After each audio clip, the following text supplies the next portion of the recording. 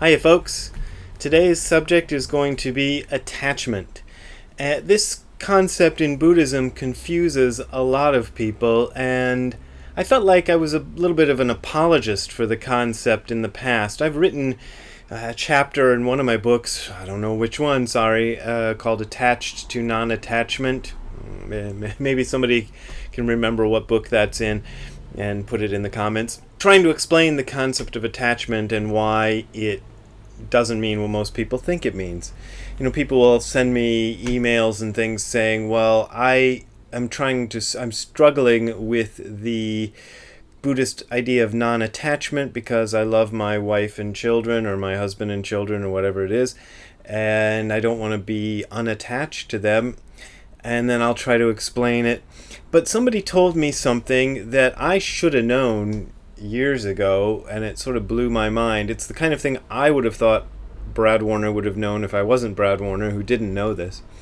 But the word upadana, which is usually translated as attachment, actually literally means fuel or sustenance. So why does it get translated as attachment? Well, I read this interesting article by Tirasanu Bhikkhu, aka Jeffrey DeGraff, called Mind Like Fire Unbound, and I'll put a link to it in the description below, which explained why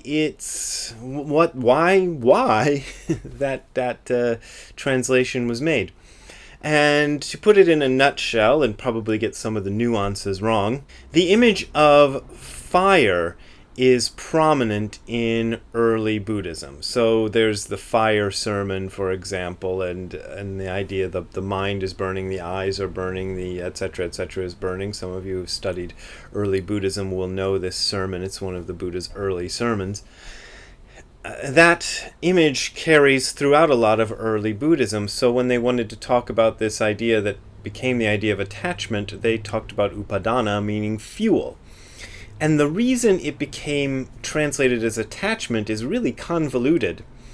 And the article does a good job of explaining how this came to be, although even in my mind, I'm like, what the hell? Why did they choose that translation? But the idea is that fire is always attached to whatever is the source of fire. Like here's a log and here's some flames on top of it. Maybe I should put a picture in. But if you can kind of imagine it, kind of picture any fire you've ever seen in your life is always inextricably attached to whatever is fueling the fire. It's clinging to the thing that is fueling the fire. And this is how they got that weird idea of clinging, or the translation of attachment for upadana. But when you think of the problem as not attachment but as fuel, it makes a whole lot more sense. The problem isn't that we are attached to something or clinging to something. See, these images in English, at least in my mind, and I think in most people's mind, I think the first thing I think of is like a child clinging to its parent. I think of like hugging and holding. But the image that we're supposed to be thinking of is the way a fire is rising from the fuel that makes the fire. So if you think of it that way, the problem isn't clinging to things. The problem is adding fuel to ideas that are fundamentally mistaken or wrong or cause us problems, cause us anguish. And some of these ideas that cause us anguish are ideas that we cherish a lot. The idea of something always being there, or the idea of someone always being the same. I was just laying on my couch just a few minutes ago because I didn't sleep all that well last night. It's been hot out here. And I was thinking, geez, this is really nice to be able to lay on a couch, because I'm basically an ape. We all are. You are too. Well, unless you're one of those aliens who's watching me. But I don't know if aliens are watching me. I said that as a joke. But if you're a human being, you're basically just a forest creature whose ancestors were clever enough to figure out how to do things like build houses and make systems of electricity and water and televisions and couches. I'm pointing to my couch over there.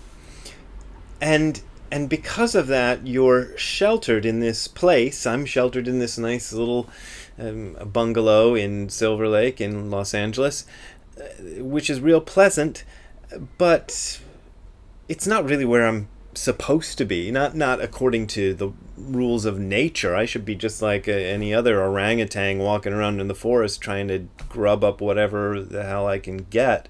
Yet I am, I'm granted by the sweat and work and toil and brain power of my ancestors with this beautiful place to live in, which is palatial in comparison to what my ancestors had to deal, my remote ancestors, what your remote ancestors, what all of our human remote ancestors had to deal with, which is basically the same kind of accommodations that orangutans deal with now, or chimpanzees.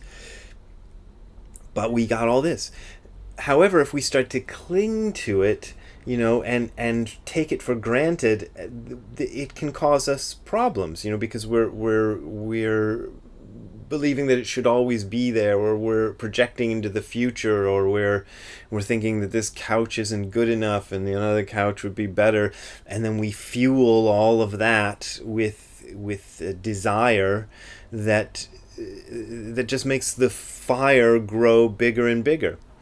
And the further image of fire is that when it goes out, there's peace and there is a kind of stability and tranquility there. Not that fire vanishes, because fire only vanishes when either somebody puts it out or when the fuel is gone. That's the image that we're working with. So keep that in mind next time that you're confused about this idea of attachment in Buddhism. Little hint for you there. I thought this was very interesting, and I thought it was worth making a video. And if you want to see more videos like this, plug, my Patreon and PayPal links are below. That's how I make my living. That's how I keep doing these things. I get a bit of money for book royalties, but it's not enough to make my living. And I get a bit of money for retreat fees and things. Again, not enough money to make a living out of. But this game of getting Patreon and PayPal donations from you folks, even if it's $1 or $5 or whatever it is, that has kept me in business doing this stuff, and I thank you very much for it. I will continue my readings of chapters from Letters to a Dead Friend about Zen on July 29th. That's Monday at 7:30 at the Angel City Zen Center. And the Angel City Zen Center is a growing concern, which is going on and is there all the time, even when I'm not there. So please go and please donate to keep that place going if you're a fan of it, because they really need your help, and they're not. I try to keep it independent from the Angel City Zen Center. I am the main teacher there or something. I don't think we've designated a title for me, but it's an independent concern, and I support it, and I hope you guys do too. So thanks a lot, and we'll see you next time. Goodbye.